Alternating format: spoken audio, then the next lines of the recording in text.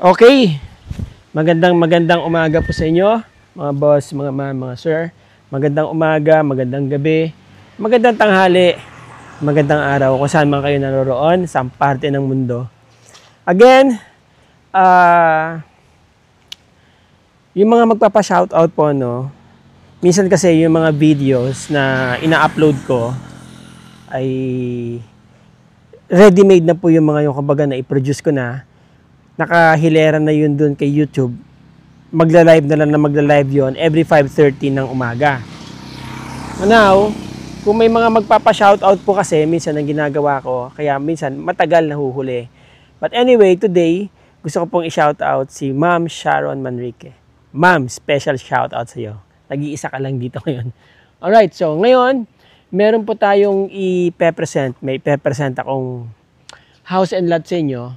Nandito po ako sa Botolan, napakalapit po nito sa Tarlac Road. Actually, ang Tarlac Road ay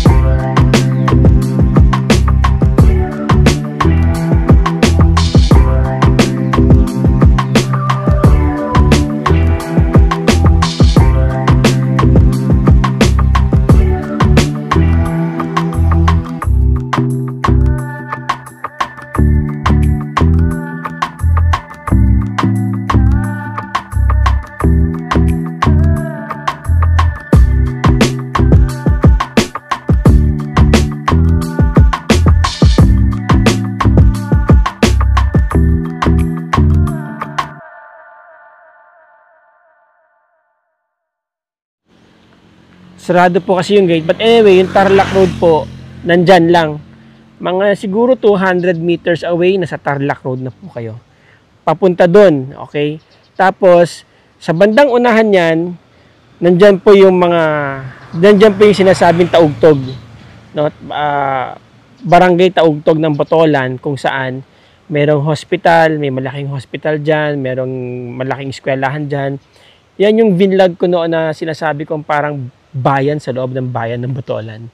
Okay, progresibo na po yung lugar na yon. Ito pong property, tutok kalsada, mataas po ang area nila, merong bahay na hindi pa talaga 100% na natapos. Pero, maganda ang kanyang style, maganda ang kanyang fasad, kung natapos to. Pero ngayon pa lang maganda na no? Maganda yung kanyang tema. Okay, now, itong harap niya, malaki pa yung pwede ninyong gawing garden dito, no? Ayan, no? Ang maganda po sa mga ganitong properties, magagawa nyo pa yung gusto ninyo. Halimbawa, dito sa garden, magagawa nyo pa yung gusto ninyo. 'di ba? Now, ito yung bahay.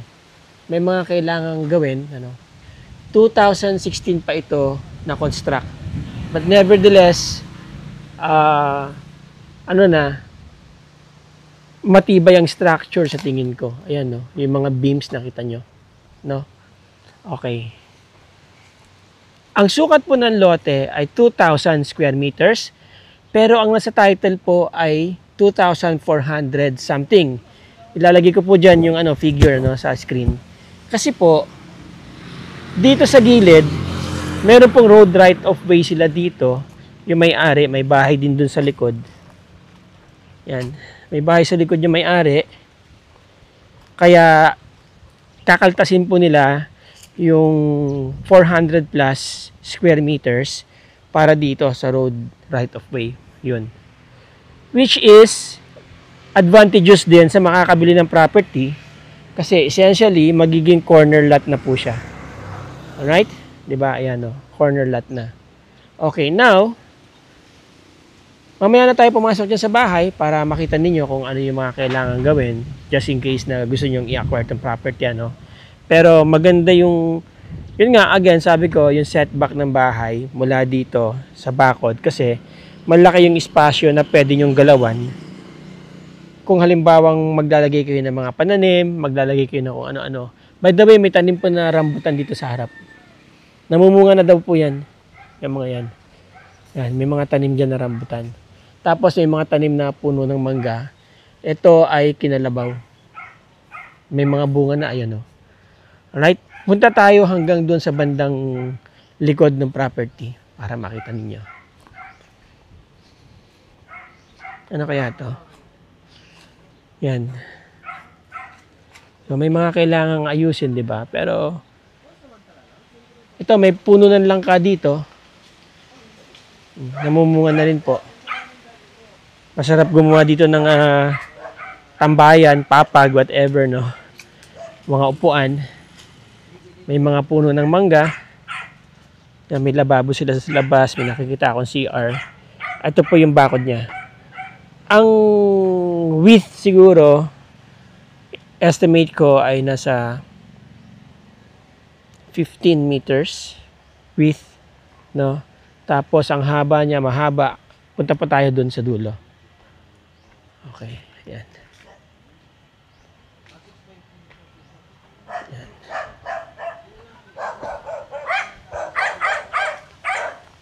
Hindi na po tayo tatabi dun kasi yung mga aso masusungit. Dito tayo. Yan. Diretso tayo. Ito, alam nyo to mga boss, mga ma'am, mga sir. Pampapula ng pagkain at swete. Mahal-mahal nito sa palengke. Yan, so may tanim kayong atswete dito. Yan, masarap yan sa pampakulay. May aroma yan, may distinctive aroma yan na binibigay sa ating mga dishes. And then may puno ng avocado, namumulaklak na rin. Puro matured na po yung mga puno nila dito, no? Yan, bakod. Ito yung boundary. Tapos doon. May mangga uli dito. Dito merong chestnut po ito pero hindi siya kastanyas. Ayan. Ayan. Puno ng bayabas. Maluwag po dito sa likod, Doon po tayo galing, nandun yung bahay, So, imagine niyo, itong space na to, marami pa kayong pwedeng gawin. 2,000 square meters po ang property, ha. I would like to remind you. Ulit. Kuha tayo ng bayabas. Diba? Mga boss, yung mga nagko-comment dyan, ba't ako pitas ng pitas? Hindi ko talaga mapigilan ng sarili ko. Diba? Yan po yung mga perks namin, mga vloggers. Kapag may nagpapa-vlog sa amin ng mga properties. Okay? Diba? Para kapag kami bumili dito, at least, natikman ko na yung bayabas dito. Masarap pong gawing pansigang to, sinigang sa bangus. Yun. Tignan nyo, may fig tree dito, ayan. Ito, kinakain din po ito. Yan. Tignan nyo, may mga langgam kasi matamis. Masarap yan. Ito yung fig tree na masarap. Kulay violet. No, ayun, ang daming bunga. And then, diretso lang tayo dito hanggang sa dulo. Pakita ko sa inyo. O, may mga mangga, di ba? Sarap ng bayabas, oh. Oh?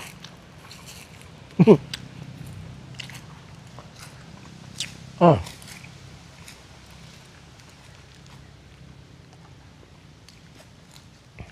Sa likod po niya pala yan.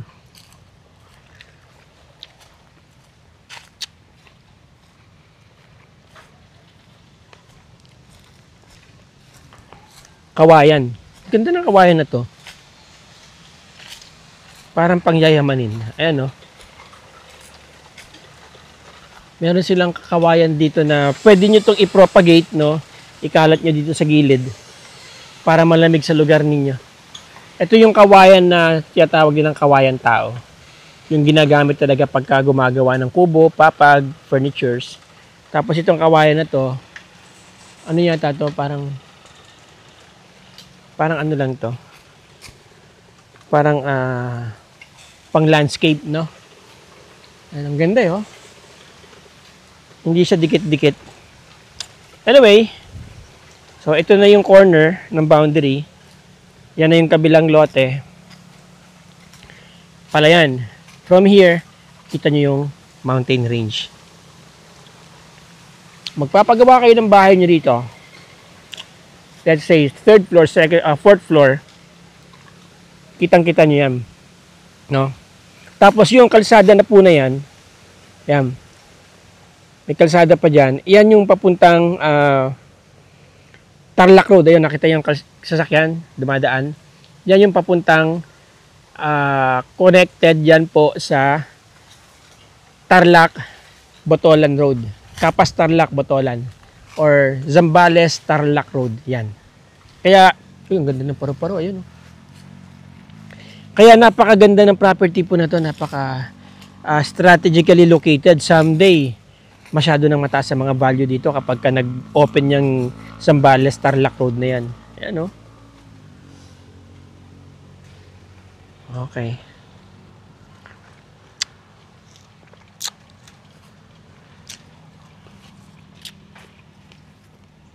Sarap ng bayabas, mga boss. Mayaman sa vitamin C. Alright, so anyway, may puno ng mahogany. Now, ito na yung property. Diretso yan. Yan. Tapos dito, dire-diretso yun. Yun yung bakod nakikita ko. Dito. Yan, dito. So, pasok pa to siguro itong mangga na to. But for sure, pasok yan 1, 2, 3, 4 na mangga na yan. Tapos itong mga mahoganies dito. Tsaka ito malamang pumasok pa itong isang mahogany dito. Yan. Alright? Maluwag pa yung likod niya, no? Marami pa kayong pwedeng gawin. Yun. No, ito mga mangga niya, Pico. Pico po ito mga mangga, no? Pico. Pico. Kinalabaw po ito. Ito Pico. Pico. Nag-natural po yan, ano? Pico. Itong langka niyo po, gano'ng kalalaki yan? Talaga? Kasi ang laman niya ganyan. Wow. Ano yan ay makapuno? Makapuno? Walang buto? Meron. Meron. Makapuno. Punong-puno ng ano. Malaki lang yung laman. Ilan taon na itong langka nyo? Medyo siguro. Malakas naman bunga yan. Kailangan lang yan balutin talaga. Ate, babalik ako. Akin yung isa, ha? Joke lang. Ate, papasok po ako sa loob ng bahay. Doon na lang po sa main door. Okay. Alright, mga boss, mga ma'am, mga sir. Papasok tayo sa loob ng bahay. Ma'am, maganda yung style ng pinagawa nyo. Parang terracotta. Parang Mediterranean ng kulay niya. No? Ito yung... Wait. Okay. Alright, so hindi pa nga siya ganun 100% done. Pero as you see, again, sabi ko nga, minsan ang tinitignan ko talaga or madalas ang tinitignan ko yung layout ng bahay. Ngayon, yung beautification niyan, well, kung meron kang enough fund, madali na lang yan. Diba? Kagaya nito. Ayan, no? So, may choice ka pa kung gusto mong lagyan ng salamin yan or railings, no? Or ganun din, semento. Maganda, maluwag ang mataas ang kisame. Ano po? Tapos, malaki itong veranda. Oh, meron pang isang area dito na pwede nyong isara.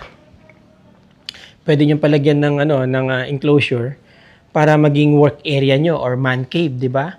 Pwede kayo maglagay dito ng kung ano man. Pwedeng opisina or extension ng office ninyo or production area, di ba? Itong lugar na to. No? Ayan. Okay? Tapos, siya, yun nga, kudos dun sa nag-comment na viewer natin, bay window tawag dyan, yung naka-protrude na ganyan, bay window. So, kita mo, 180 degrees, no? Okay? Now, merong mga, dito, glass blocks para yung pasok ng liwanag sa loob, parang namamagnify, no? Mas, parang lumiliwanag to kapag may light sa loob. Alright? Now, ito yung main door. So, nakaangat yung sahig ng about 3 inches. Ayan. Okay? Maganda yung tiles, no? Buksan natin yung ilaw. Wala yatang ilaw. Ayan. Anyway, I hope na maliwanag dito sa camera ko. Ayan. Ito yung loob ng bahay. Maganda yung tiles. Maganda yung maganda yung layout niya, di ba? Oh. So, imagine niyo nandiyan yung kisame. Medyo mababa yung kisame, pero mataas yung bubong. Kaya maganda yan, hindi masyadong mainit. Alright? Oh, ito na yung living space. And then, meron siyang 1, 2 kwarto. Tapos, nandito yung dining space nyo, dining area. Alright, yan. Okay? And then, meron parang bar dito. No? Ayan, no? Yan. Ito na yung pinaka-small kitchen nyo. Mayroon silang sinara dito siguro. Dati may pintuan sana dyan. Pero lalagyan siguro ng aircon, whatever. I don't know. Pero meron siyang dito. Parang isinarang pintuan. Okay? Ayan. Ito yung back door leading to dirty kitchen kung magpapagawa kayo ng dirty kitchen. Ayan. Merong comfort room dito. So, nandito yung comfort room nila sa labas. Wala pong comfort room sa loob, ma'am? Walang comfort room sa loob. Nasa labas. Anyway, yan. Nasa labas, dito pa nasa labas ang comfort room. Kasi ito, pintuan pa kasi ito eh. Para sa kitchen. Alin? Dito. Dirty kitchen dyan sa gilid. Oo. Maluwag pa nga dyan sa gilid. Para tapos maglalagay nun. Hindi na natuloy. Hindi na natuloy. Okay. Ito, bar. Minibar. Minibar. Mahilig ka siguro minom, ma'am. Hindi naman.